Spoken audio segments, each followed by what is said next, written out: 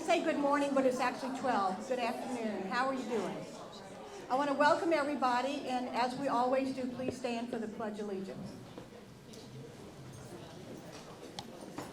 I pledge allegiance to the flag of the United States of America, and to the republic for which it stands, one nation, under God, indivisible, with liberty and justice for all.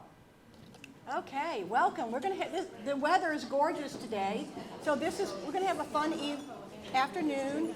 I want to have a special welcome to our guest. Can y'all hear me? Can y'all hear me?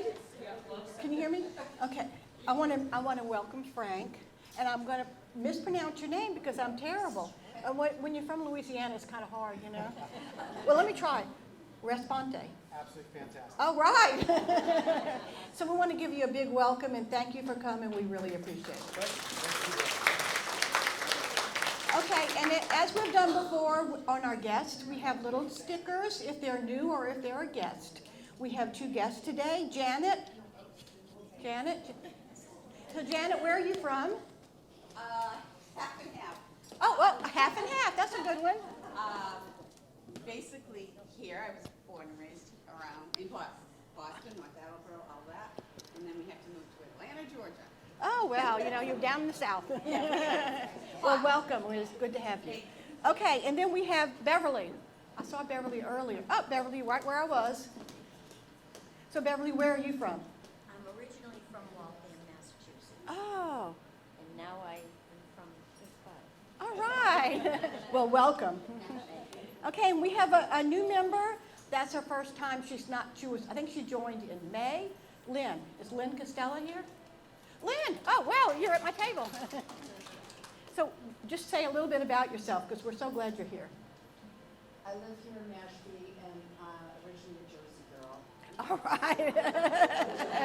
Don't know Snooki though, but Well, where? Chatham.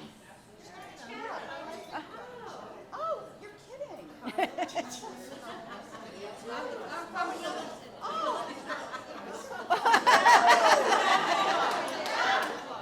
Really? Okay, these Jersey girls are getting out of control, so we're going to go on. Okay, and I want to thank our greeters today. Kathy Benedict, could you wave? Wave. Okay. Pam, where's Pam? Pam, I'm going to pronounce it right, Robles. Yes. All right. And Diane, where's Diane? Oh, Diane, you have a fan club. No wonder you didn't want to sit over here. And of course, Terry and Jean. Thank you all so much for welcoming everybody and hostessing us today. Okay, Norma Jean and Mary Liz. I'm going to thank them. They're out there counting our 50-50. But that was in the 50-50. I think I'm pronouncing it correct this time. It's called PATH, and it's People Against Trafficking Humans, which is so important. It's gut-wrenching. So that's what our money's going through today. And we're going to top it up as we're doing, because it's our 25th anniversary year. We're going to top it up. And so, well, there's Linda. Okay, and I want to, so if you haven't, I think it's too late to buy raffle tickets because I think they've already gotten all of it done. Okay, Pat, just say something about Facebook if you don't mind. And please look at the memory boards. Pat does a lot of work on those memory boards, and they're over there, and they're for us to see. It's for things in the past to honor our 25th anniversary. Thank you, Susan. Just to remind everybody that we do have presence on Facebook. It's Mashpee Women's Club at Facebook. You can look us up and like us and see all of our past events that we've had since we started Facebook a little over a year ago. A lot of pictures, which of course you can download and use if you like. So look, check us out on Facebook and give us a like. Okay, and I want to thank Carolyn for all the centerpieces. They're beautiful. Thank you so much. Carolyn, wave. Wave. Okay, and Mary Liz is out counting money, but I think everyone's paid their dues in this room because we're just trying to get everything cleaned up. It was supposed to be paid by the 1st, and so we're just trying to get, as we started our new fiscal year, and as we've said before, these dues, they take care of our programs. We don't charge you for the programs. The money that you pay for the luncheon covers the luncheon, and we pick up the bill. So, and insurance and et cetera, et cetera. So we appreciate dues on time. Thank you. Okay.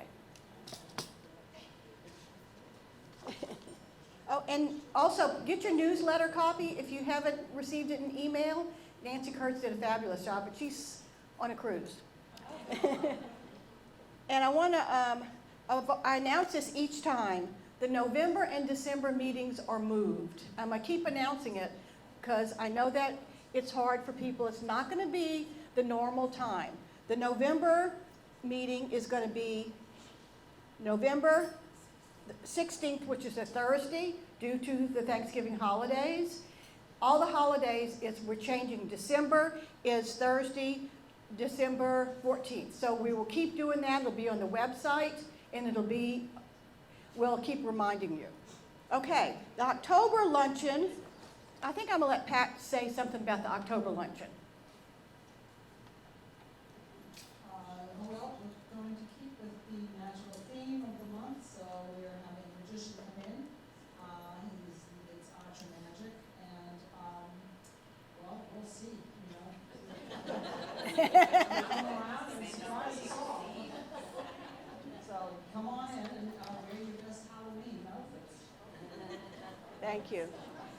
And if you have someone that you know that needs a get well card, or maybe a card that they just need a little pick me up, or maybe they had a grandbaby, like I did, a little girl. It's the first Creed girl in 68 years. So I got a sweet card, which I didn't expect from Elizabeth. So if you have anything that you need, like I told you before, charity starts at home. So we want to help our own members and be supportive of them. Okay, so now any questions before I'm going to turn it over to Barbara. Any questions? Okay, we have some exciting news. I'm going to let Barbara fill you in, and she will introduce you to our Getting to Know You speaker. Thank you, Susan. Yes, I'm Barbara Marcio, and I do want to just also mention the November function on November 16th, Thursday, as Susan mentioned, unusual, a day change for us. But it's our third annual holiday boutique. We're going to have the room filled with vendors. We have some returning vendors, and then we have a whole lot of new ones as well. So it's going to be an exciting mix of offerings. We're also doing a raffle, kind of like a basket raffle, but it's not baskets. It's going to be different products and gift cards and so forth. Products from the vendors. And the proceeds from that will be going to the Mashpee Women's Club Scholarship Fund, which is also the beneficiary for the fashion show. So we're adding to this to be able to give more scholarships, as we've been doing over the past few years. So we're very excited. And this year we're also adding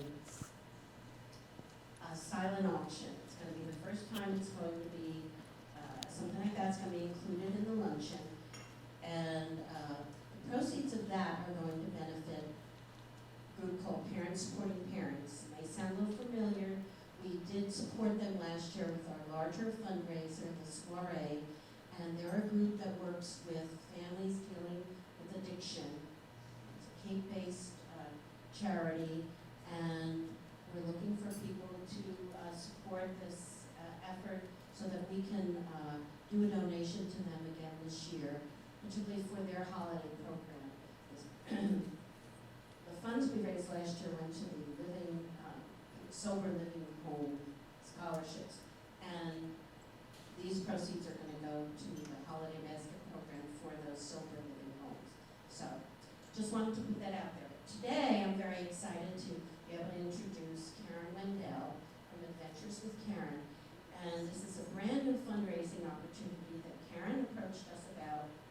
And Mashpee Women's Club is going to be offering a trip a year from now, September 2024. Each table has a few brochures about the Tuscan treasures and Cinque Terre trip.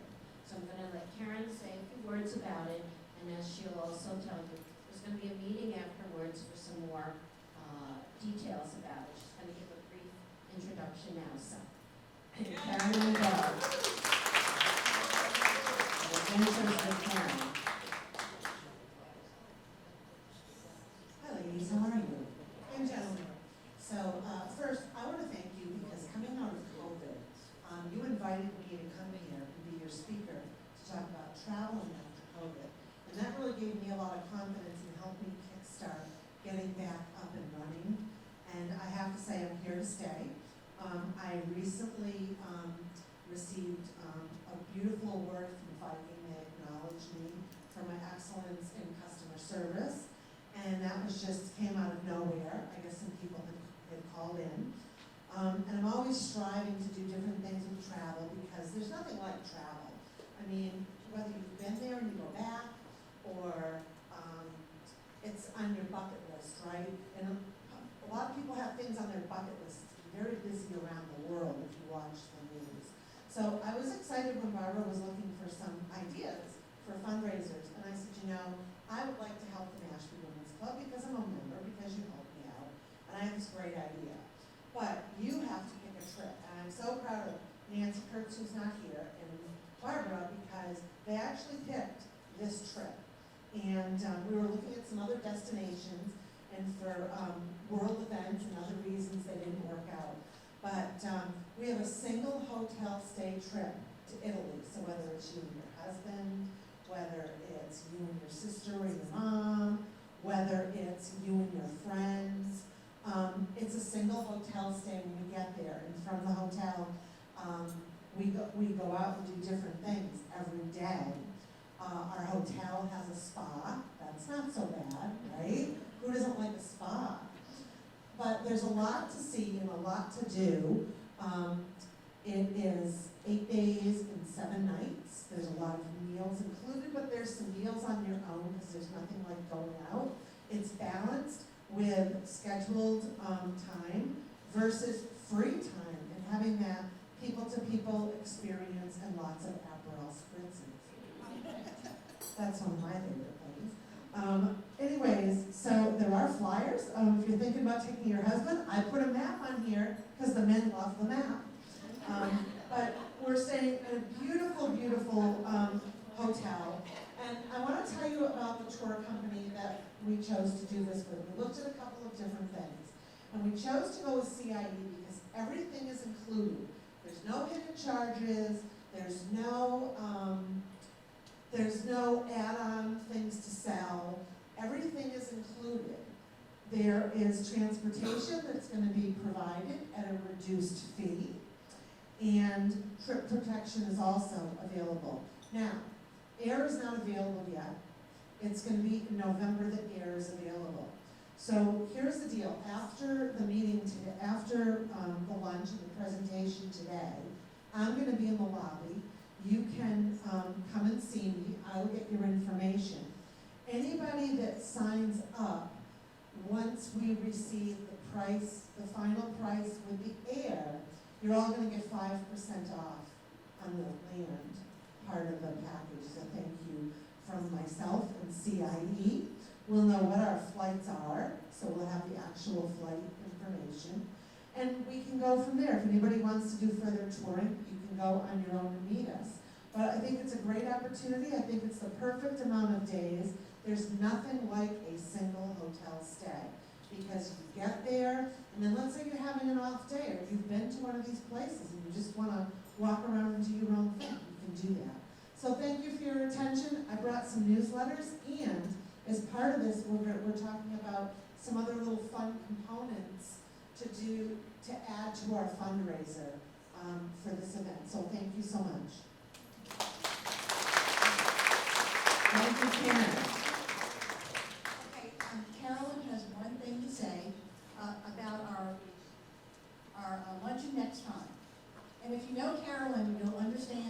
she's gonna say. Halloween is my absolute favorite holiday. I love it. I already started decorating.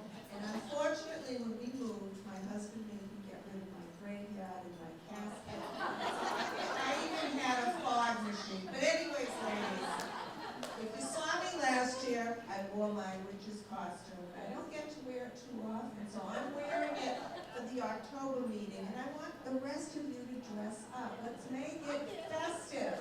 Some of you did. Feel free. Costumes are on sale now. So anyway, see you soon. Thank you. We'll do the 50-50 later. Enjoy your meal.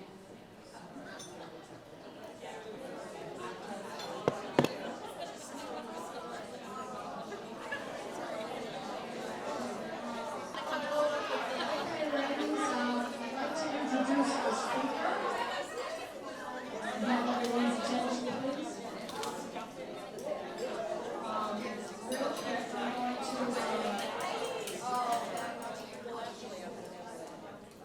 for around 200 years, farmers on Cape Cod have grown and harvested cranberries, thanks in part to the region's favorable soil, sand, water supply, and the long growing season. But what do we really know about this strange fruit's history and cultivation? Today's program features Frank Respante, owner of the Cotuit Cranberry Farm, which dates back as far as the mid-1800s. Frank and his family are rekindling the historical methods of organic cranberry farming and incorporating local flowering plantings to enhance the bee population and a natural species wetland habitat. Frank will share the farm's history and the ways he and his family are preserving historical methods of planting and harvesting cranberries. Please give a warm welcome to Frank. Thank you very much, Pat. All right, so how many of us have seen many of the cranberry bogs around the Cape? And everybody. Did you all see the cranberry in the meals today? Yes. Very good. Great ideas, Pat. All right, so welcome today. I'm going to start off talking about, get this to go here. Sorry.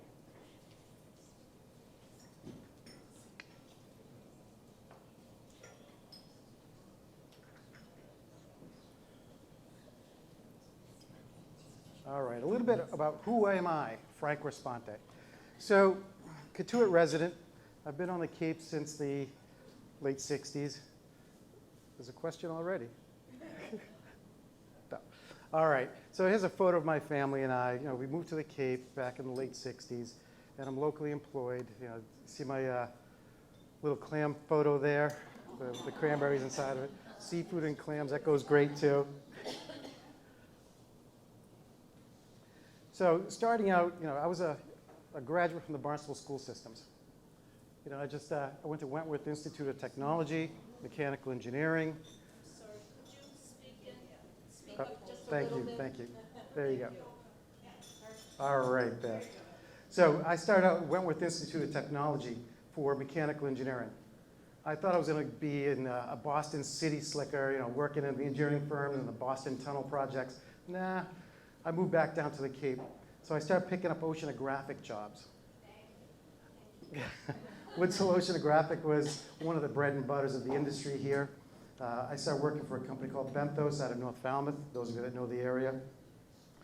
I started doing ROVs, remote tethered vehicles. And they were mostly used for the Persian Gulf War back in the early 90s.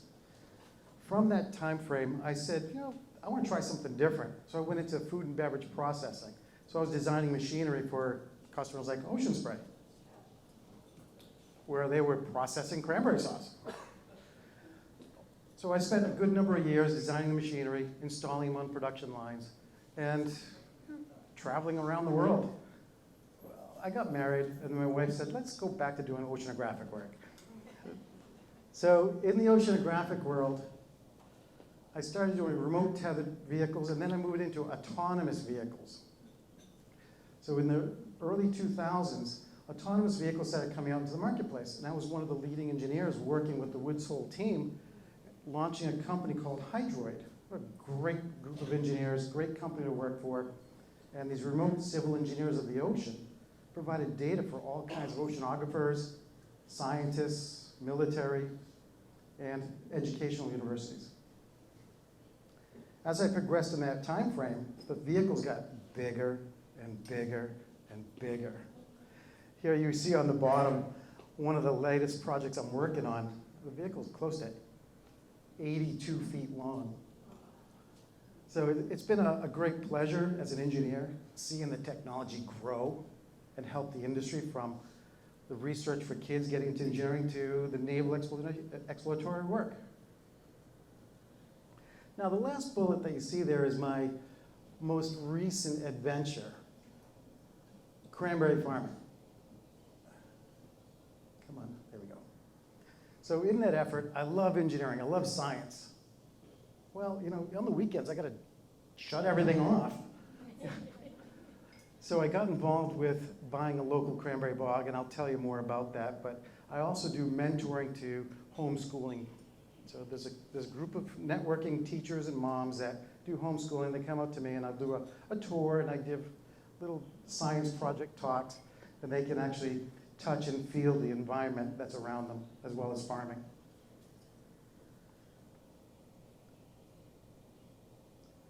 Now, that's about me. What about my family? I've got a son who's a young Marine. Fantastic.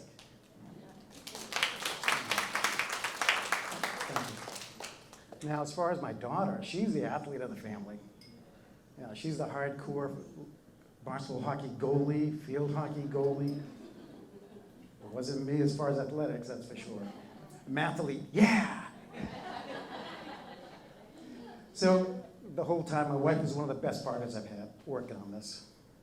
Now, as I migrate in my career with my family, we've been doing more and more environmental sciences, get involved with the community. My mom and dad, coming from Sicily, you know, old-fashioned farmers, carry that same tradition. You know, coming to the United States in the early 60s, kept it up, moved to the Cape, you know, just working on a homeschooling kind of methodology. You know, enjoy nature, enjoy the farm life. So Dad, as he grew up here in Cotuit, he bought a large parcel of land right on this cranberry bog that I bought myself. It's 10 acres of property that he had bought. He said, this is where I'm going to retire. This is where I wanted to have my farm. All right, Dad, let's go do it. So helping him, and then years went by, I went and bought my farm. But Dad's is more like a wooded lot with lots of fruit trees hanging out all over the place. It's like traditional Italian. Hey, great spot for a tree.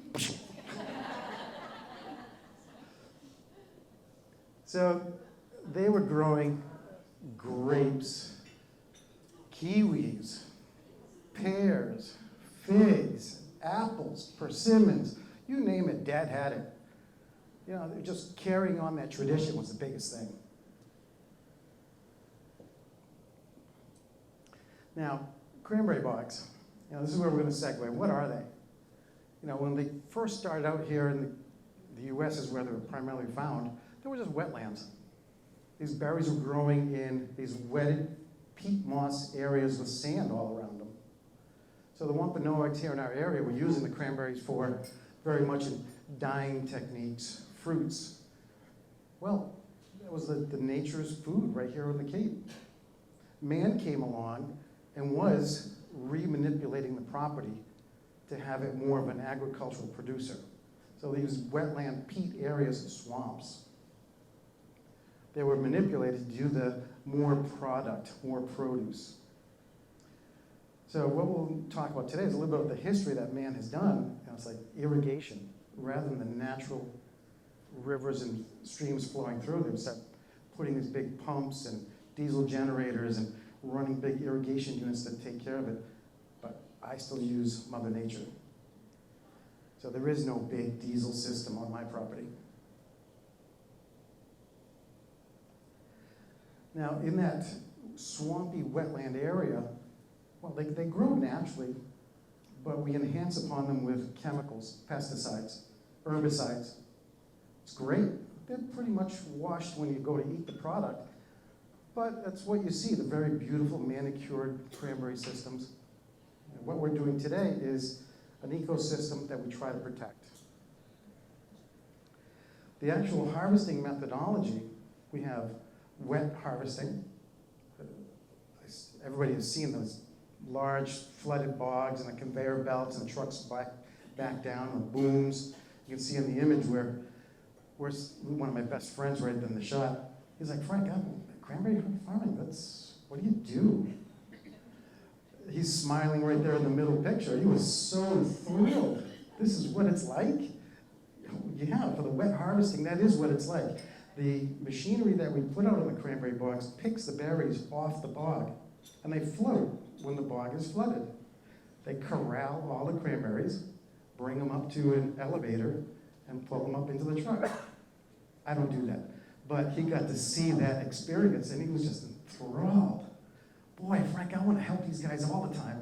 Like, well, that is the simple harvesting methodology of what we do today for juice berries.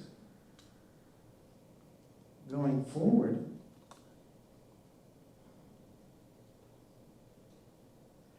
on the dry picking technique of what Cotuit Cranberry Farm is doing, that picture there on the left, well, that's what it was like.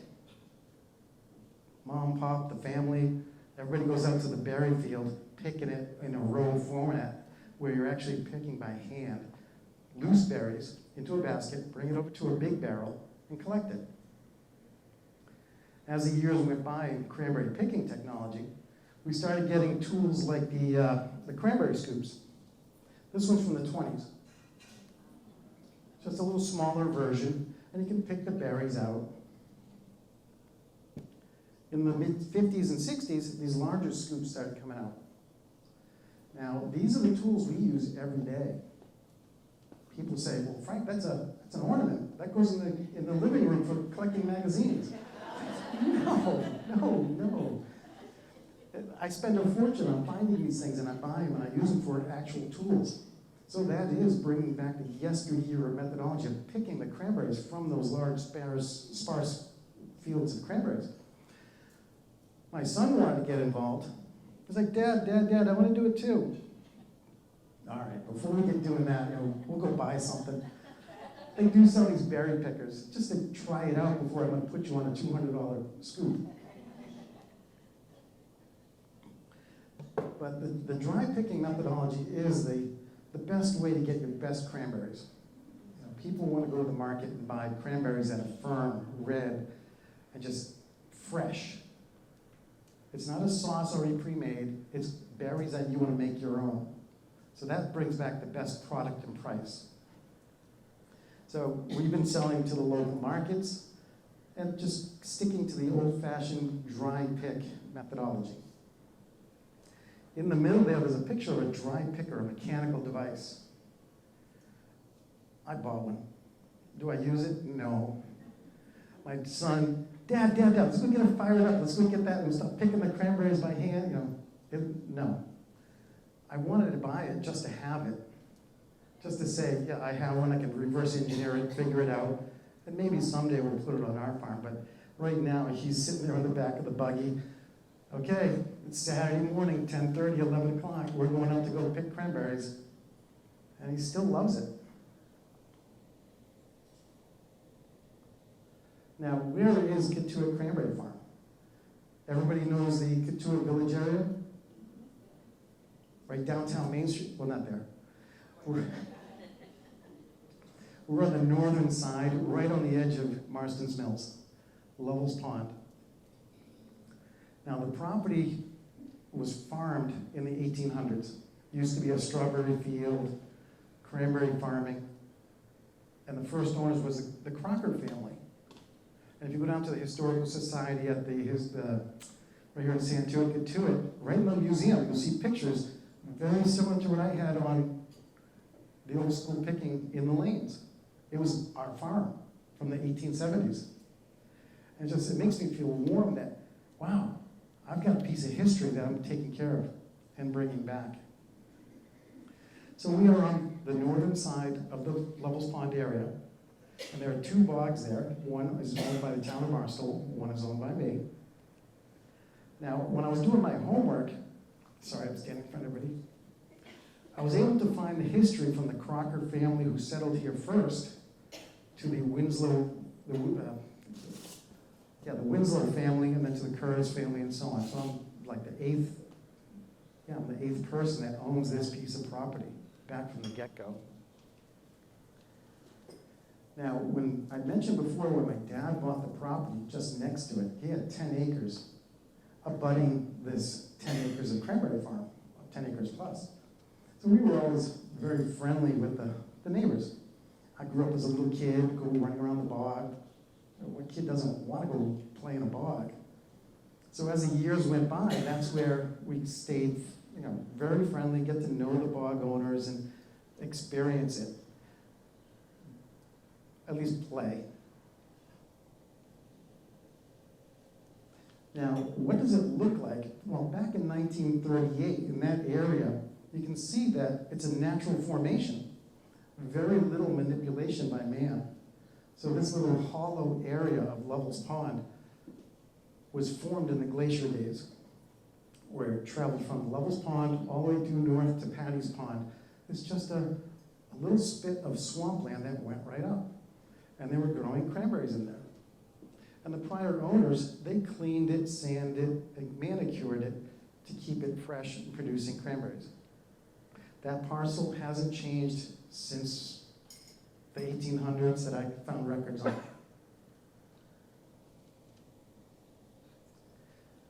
However, what does happen when land like that becomes abandoned or misused?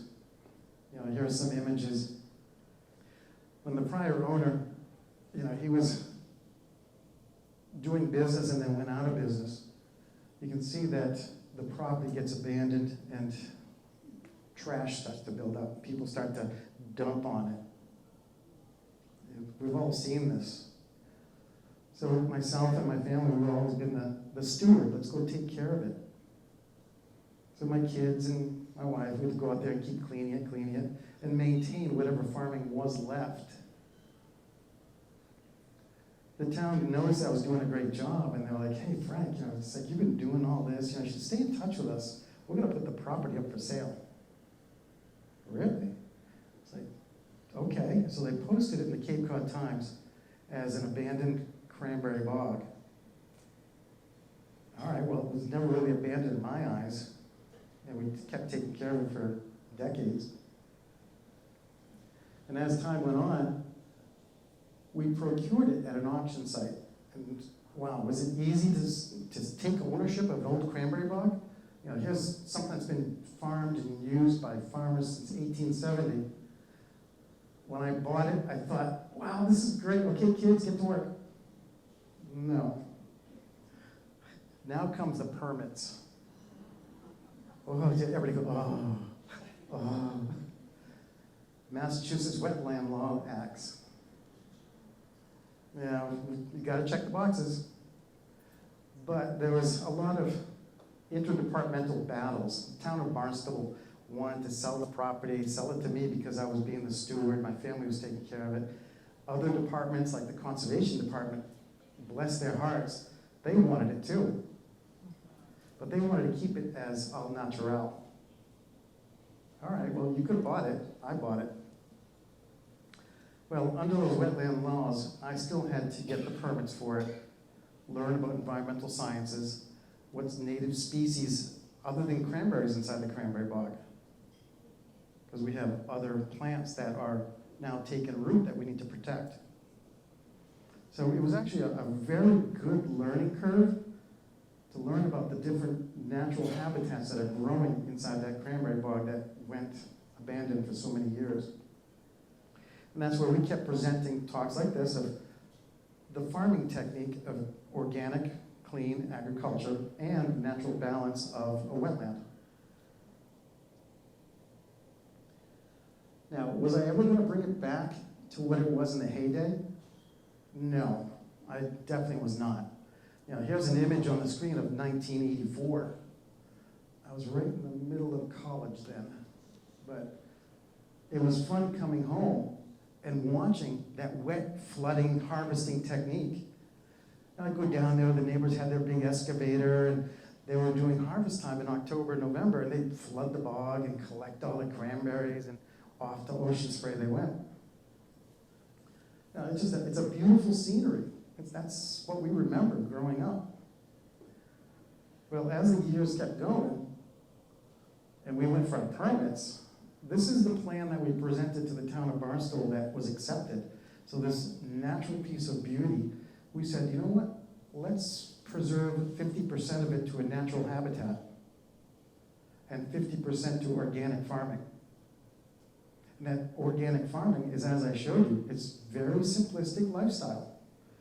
Time to go pick weeds. Okay, Pat, you pick this patch. Okay, my wife and kids, you guys go pick this.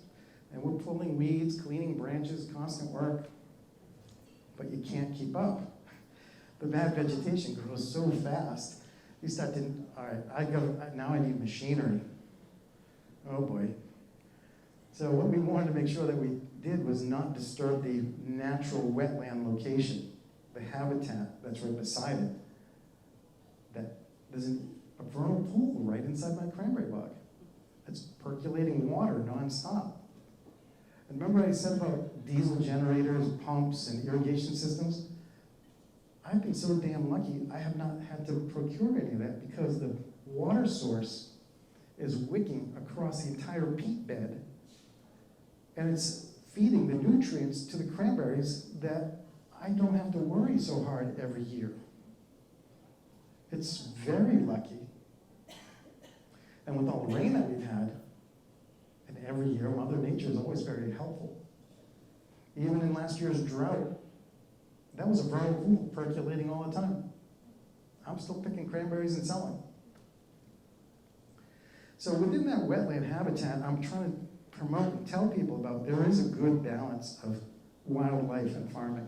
People tend to think, oh, farming, you're going to strip the land and you're going to destroy it. No. It's a nice synergy of the natural wildlife and our homegrown agricultural uses. We have deer, turkey, muskrats, otters, Baltimore Oriole birds, the Orioles. It's just amazing. But we also have the coyotes. They come around. It's nature. So in that agreement of a 50-50 split, we take care of the wildlife, harvest firewood, use the other half for harvesting.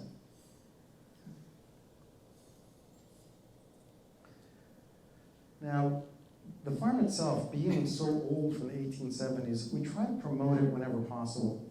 There's really not a lot to it. It's very simple farming techniques, picking by hand, harvesting by hand, and sorting by hand.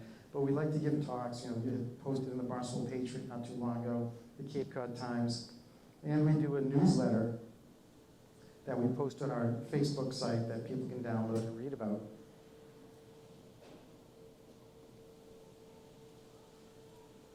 Yeah, there's more of it right there. On our Facebook image, we have all kinds of photos of our daily activities from what's it like to be out on the farm harvesting. But Frank said it was so much hard work. Well, it's best to see it or experience it.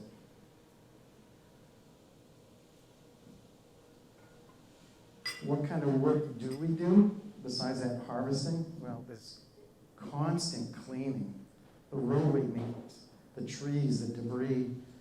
We're moving water around, cleaning those ditches, just so things would flow naturally in and around all the vines. So it's not every weekend. Oh, I think I'm gonna go relax. I'll come down to the country club and go play golf. It doesn't happen. You're really on the farm every weekend doing some kind of maintenance work of cleaning the environment. Now, at the end of that harvesting season, we have what's called the winter hold. And that's going to be fascinating. People will be like, what do you mean winter hold? These are some shots of what happens. The road gets all eroded. It's just an old dirt road. It's a cartway. Horses and buggies used to use this in the 1800s, not vehicles. So we have to go back and maintain it. All right, get the kids out there, we get the tractor, we go clean it, maintain it. The firewood pile. We harvest our own firewood. There's Dad. That was 2 years ago, so it was 90 years old at that time.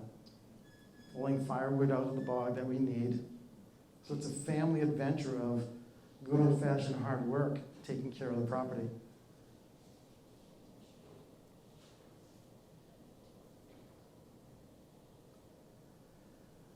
We talked about the traditional tools, those magazine racks. How many people have them and want to sell them?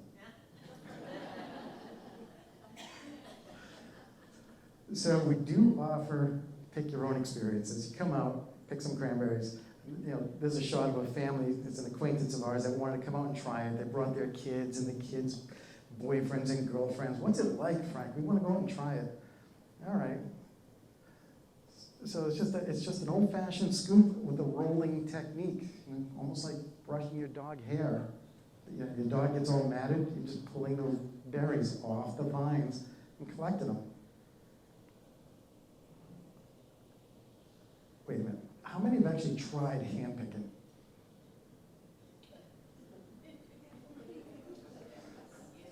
Nobody. All right, we're gonna sign you all up. So last year I did an event with the Historical Society where we did that. We put a little newsletter and said, all right, the Historical Society, Cotuit, tell people about it. We'll arrange a Saturday morning or a Sunday morning. We'll get people down there. Let's go try it. It worked out well. We had a few people take us up on it. Even at my office, the company I work for, they're like, hey, it's a financial team meeting coming up on October 15th, Frank. Can we take a midday break and come to your house? My house? For what? Well, let's go try a cranberry picking event. We'll take a break from the finances and we'll have the team do some team building. I was like, sure. I keep the cranberries. But it's a great experience. I highly recommend trying it. If you've never done it, try it. You see all this farmland in Rochester, Marion, all the machinery picking and taking care of things. This is going back to what it was in the 1800s, early 1900s. Just shut everything off. Go out to the farm.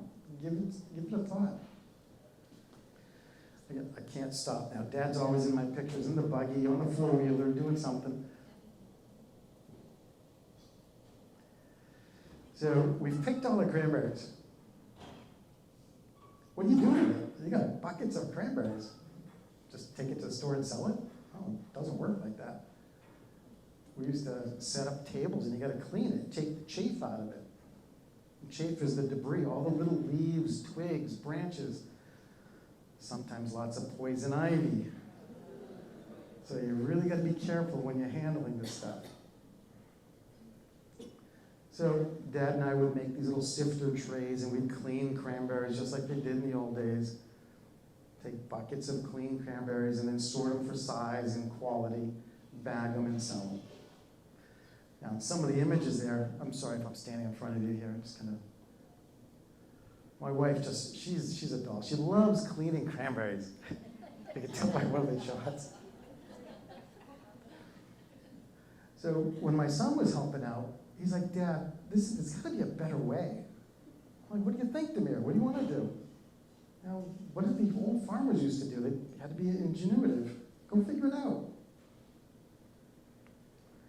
So he came up with an idea of taking an old door frame and putting some slats in it. I don't know if he came up with that or he stole the idea from the pictures on the web. But he came up with a little door idea as the frame, the slats, and now you can dump the cranberries onto the slats, make a sifter tray, tilt it, good berries would roll down, all the chaff and debris would fall through, and he'd start to collect his own buckets of clean cranberries. Now, hand picking, hand maintenance, hand sorting, oh my God. That's what they did. I could go and set up a big barn and automate everything and become one of the high-end farmers and distributors. It's just not what our family wants to do. We want to take care of a little bit of yesteryear. However, we're gonna modernize. 1930, they started coming up with these separators. the Hayden separator. As a mechanical engineer, look at the chains, look at the gears. That is just amazing. I want to buy it. I'll put it in the living room. Oh boy, that didn't go over well. So it's in the garage now. It's okay.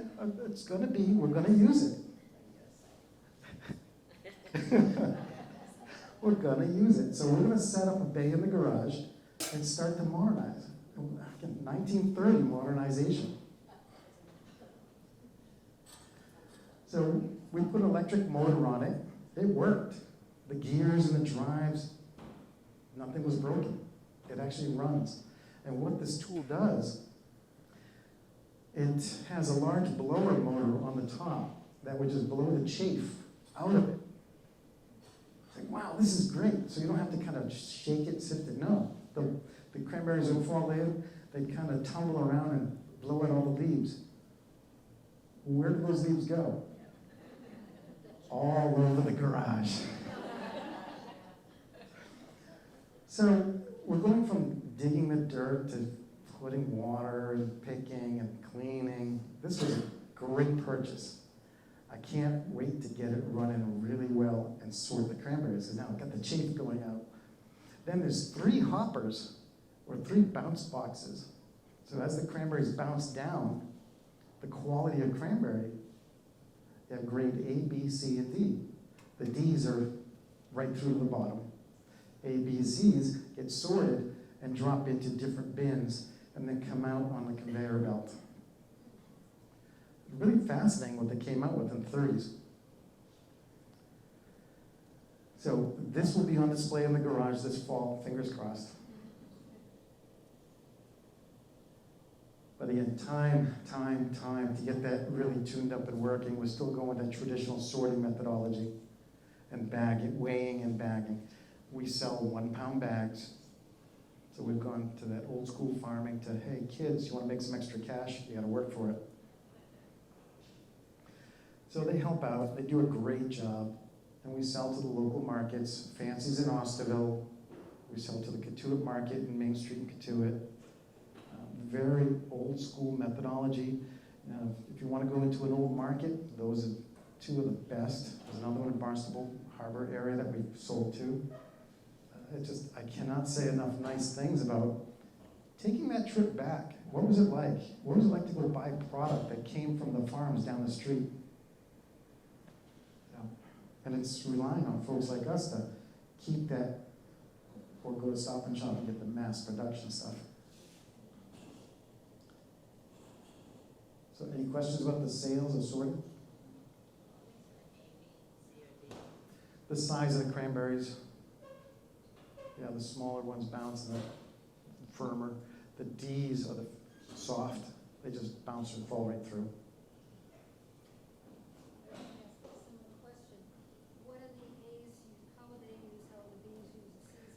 Well, the larger cranberries have a more resale factor.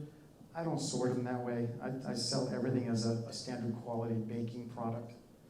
So it's a nice firm round cranberry. There's no soft spots or imperfections. Almost white. They're very, very light. Different species. On my farm, I have 2 species called early blacks, and they're a little smaller, but they are blood red. And those are available to pick now. 3rd week of September, I should be out there picking and picking and picking. There's another species on my farm, and from the early generations, called House, which is more white to pink. Mentally, I think they're sweeter. But it's like the white cranberry juice that you can buy at the store.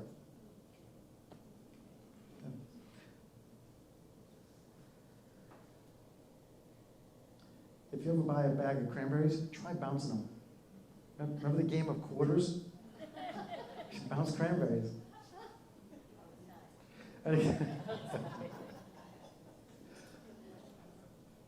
Yes? Are all of your sales local like this, or do you send any to a distributor? All of my my sales are local, so it's really family farm. We don't want to change that. We really love working with those two markets because it brings back that little niche of what it was like. Well, Frank, can you go pick 100 pounds for us this afternoon? Like, no. It's truly, here's a batch, we'll go in, we're like the bread man, we'll go in and refill the shelves. And people ask, how'd you do that? And my son will start talking about it. Well, I was out there picking up this morning, scooping and cleaning. I don't want to lose that. Now the property, it does not look like those spots in Rochester, where it's beautiful. It looks like an old swamp. But in that old swamp, you got a cluster of trees, and then a cluster of beautiful vines. Like, wow, this is like, it's so surreal. Last year we did a garden walk with the Cotuit Library to show people that we are renovating this old bog that went defunct. And the idea of bringing back a little bit of yesteryear was so enthralling. We don't want to change that path.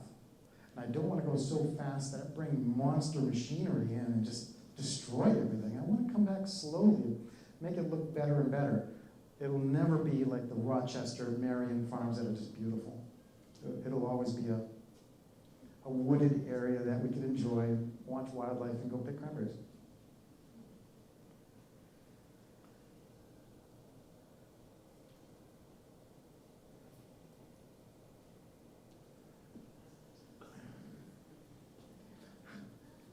All right, what's next? We love cranberries, but Frank loves cooking. So I do a lot of experimenting. What can you do with cranberries other than cranberry sauce? Cranberry muffins. Well, today you saw some great meals. So I play a lot with cranberry sauce products, different types of barbecue sauces, different types of additives like you saw today. I'm always experimenting. It's the food porn of my house. It's just not, it's always food, it's always cranberries. Frank, get over it. No, it's cranberries. So we are looking at expanding, making friends with industrial cookers and getting some craft sauces out to the marketplace. It's fun. We want to keep spreading that product.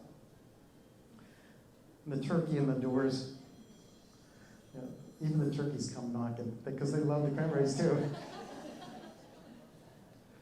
Whatever's waste, when we do the cleaning, we make a pile in the yard. What are you going to do with it? It's slow to decay. You have a pile of old cranberries that are bad. The animals come and eat it. Oh, the deer love it.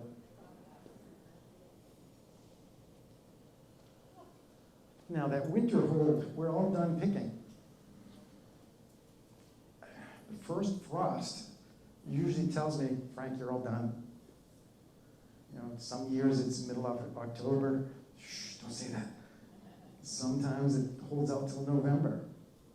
But that first frost will create a soft cranberry. That's why all the farmers, they always cover their fruit trees and their plants before the frost hits it. How do I cover 7 acres?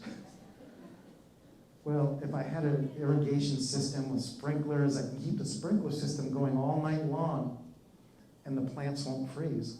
Because the warm water coming out keeps the berries from freezing, and that can extend the season. As being a little old school, when Mother Nature says it's frost time, she says it's frost time. We close up.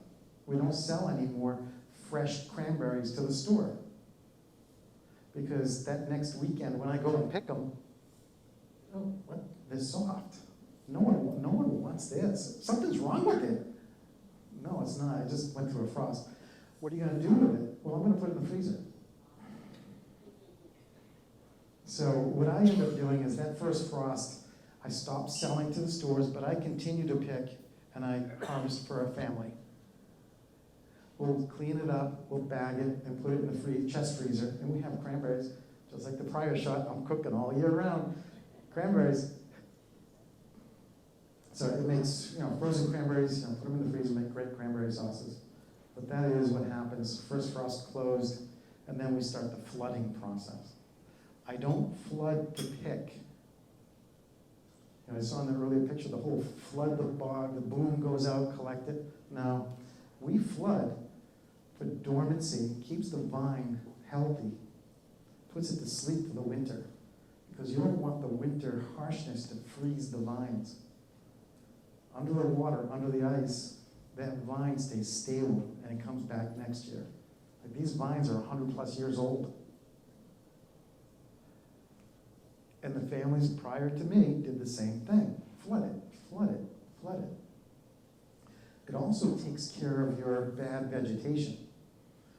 So if I was having Pat come over and she was picking all the poison ivy out, well, sorry, Pat. That flooding process will choke out the bad vegetation. That's why the vines are also there for the longest time.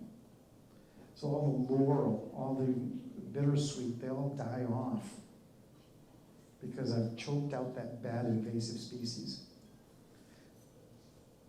People are going to hate this. What about the rodents? Bye, rodents. You know, they're burrowing into the ditches, into the cranberry bog. You got snakes, mice, rats. You've got spiders. You've got it's an environment. Well, that flood helps take care of it. So we push out any bad invasive rodents that hurt the cranberry bog. What's that? We don't drown them. We have them move. They've been relocated.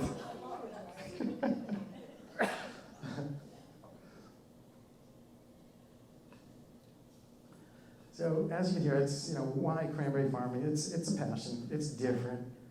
There's a network of farmers here on the Cape.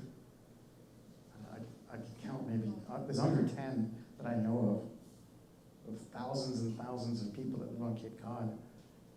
And we all talk to each other via Facebook or messaging. And I'm one of the newbies. Granted, I've been in a family farming for generations. Cranberry farming is new to me. And every weekend is something new to learn. That's why I stick close to families in Marston's Mills, Dennis, Harwich. Yes, I do go over the Cape on occasion, up to the bridges, and talk to those guys as well.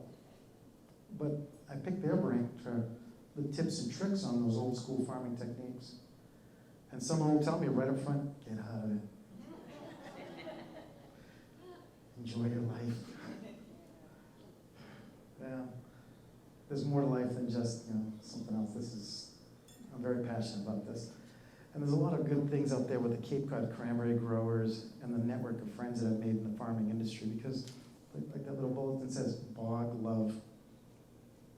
My son loves it. And of course, when he doesn't do his chores and doesn't do, you know, Demir, I'm going to sell the cranberry bog. That's it. I've had enough. No. He is a very earthy, crunchy person. He loves helping when he wants to help. I'm not sure if I have the slides in there, but you know, just recently we got into beach plums. So we planted beach plum trees around the perimeter, into the gateway, into the bog. It's like, this is great. That peat and sand soil is fantastic for the beach plums. And we picked our first batch this year. It was just absolutely amazing. Instead of going down to Dowses Beach or along the farm areas along the waterfront, we have our own. So we do have plans of expanding on that. Oh yeah, that's a good bullet. Not for the money. The amount of labor and tools and effort, not about the money. So, Pat, you said it earlier about watch us on Facebook as far as the Mashpee Women's Club. Great idea. Social media, it's the way to do it. We do have our own social media site, Cotuit Cranberry Farm. But Frank, why did you call it something like Frank's Exotic Cranberry Extravaganza? No. I'm part of Cotuit. I wanted to keep the original nostalgic name of the village, Cotuit Cranberry Farm. I am the last running farm of cranberries on Cotuit.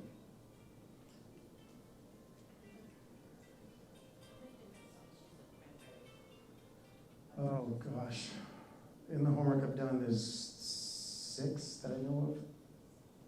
And they're always coming up with different genetically modified varieties to be more dense in population, larger.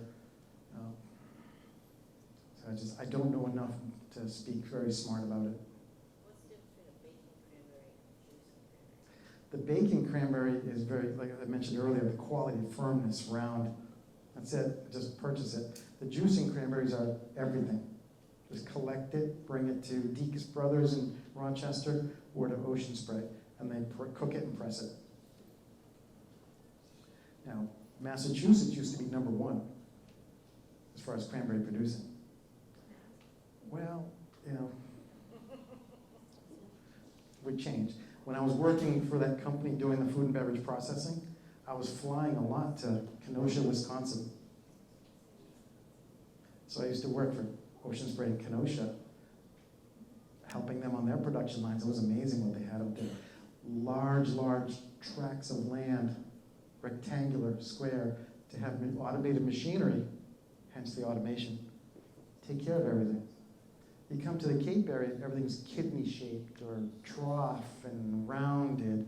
You can't really put automation in there. So that's why it relies a lot on manpower, and manpower is very expensive.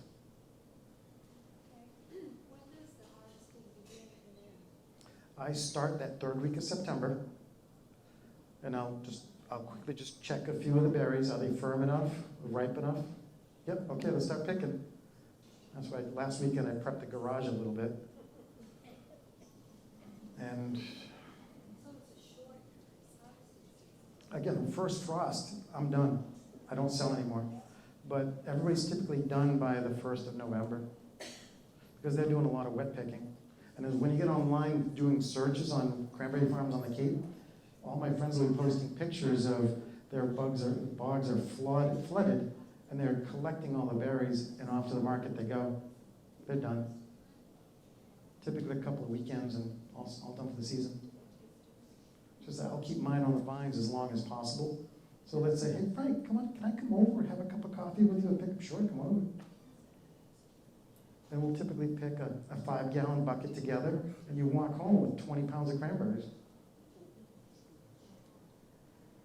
And how many states cranberries grow? How many states? Massachusetts, New Jersey, Wisconsin, sorry? The Pine Barrens? That's where the cranberry bogs are featured. Okay. I'm not a New Jersey person, right? Up in Oregon is big in cranberries, Oregon, Washington. I do a lot of traveling to Virginia, so I've talked to a few friends down there. Do they grow down here? No. So that's all I know of. Canada is a big producer. When did the technology change from using those wood scoopers to flooding bogs? And what is your moral objection to flooding? I don't have a moral objection for flooding. I do it because I do the dry picking as nostalgic. It's the yesteryear mentality. I can flood it, but I do have a problem because I have trees growing in my cranberry bog. So when it's flooded, that machine that picks the berries off, I can't really drive around it. So I can hire my buddy, hey, Eric, come on over, bring your buggy. I can't do it because he'll break his machinery. Okay. So visionary, I've stuck with nostalgic. I also have an agreement with the town of Barstow. Hi, town of Barstow. That I must do nostalgic as much as possible. They don't want me as well to go full bore into ripping the earth apart and putting big machinery in there, which I agree.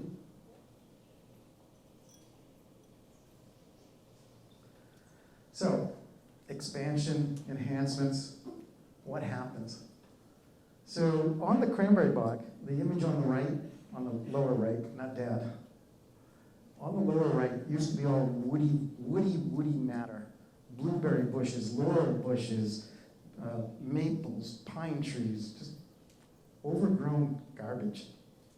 Sorry. as a cranberry farmer, that's the garbage. So I had a buddy of mine come in. I just can't do it all by myself. How do I clean the ditches? Remember about the roadway maintenance, the ditch maintenance? There's a lot of work every weekend. I just don't have enough time and energy and people to help me. Let's do a swath and just clean it right up. So we do what's called forestry mulching. We'll come in with the machine with the forestry head, and we'll chop it all up, turn it into matter, peat matter, because as the water starts to break it down, that's a layer of peat. Okay, I'll make more friends. Hey, you've got a house that you're building or a garage? Yeah, Frank, I could use that sand. So we'll get some buddies together, get a dump truck, and we'll bring some sand over and spread the sand on top. Now you're starting to bring peat soil, sand soil, which is fantastic for cranberries. And then eventually I can transplant some of my vines to be re-enhanced in that dead area. I could purchase new vines, or I could use the existing ones that are 100 years old, because they're called runners. They'll just keep going like poison ivy. Prune them, bring them over with a harrow, set them in, and they'll start to grow again. So as you can see in the image, when you're trying to clean 7 acres, there's a lot. But I'm not cleaning all 7. 50-50. The other side is just gentle maintenance. And I have a sign up here. The wetland enhancement area, which means I can enhance it ever so gently and keep having the environment prosper for vegetation and animals. Now, when the bog is clean, it's just beautiful. It's just that feeling, wow, look how open it could be. This could all be cranberries all over again. Yes, it will be. But also in the upland, what else can you do besides cranberries? I've got another 2 acres upland of the cranberry bog, and that will be more farm area. I love Sprout Farm in Mashpee. They have a great 2-acre parcel, great greenhouses. That's my vision for those 2-acre uplands, to have it as a staging area for sand, peat soil, my working area to go down to the bog. In between my regular job and family and travel.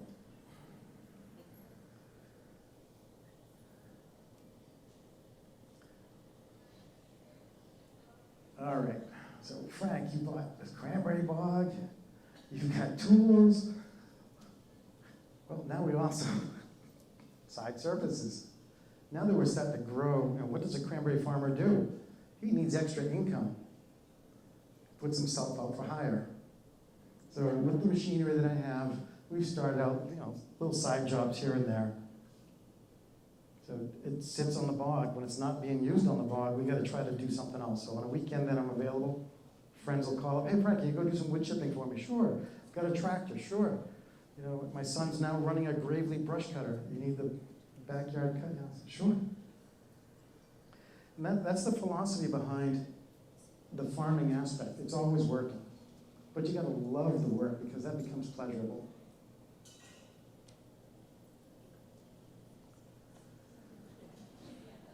That's the last slide. So it's a small family-owned effort, taking care of a little bit of yesteryear, with a little bit of tomorrow to do some side work and businesses, and thinking about the growth opportunities for other product, from apple trees, pear trees, vegetables inside the greenhouse that we're putting up. There's a continuous growth plan. And that's all I have for today. I'll be open for questions.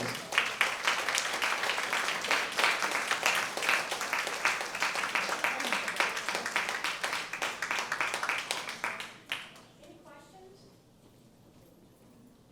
You were great, really. Thank you. Wonderful. Just come on out. I have business cards here on the front, the traditional tools I've showed you. If you do come across boxes or scoops, please reach out to me. Those are real tools that I use.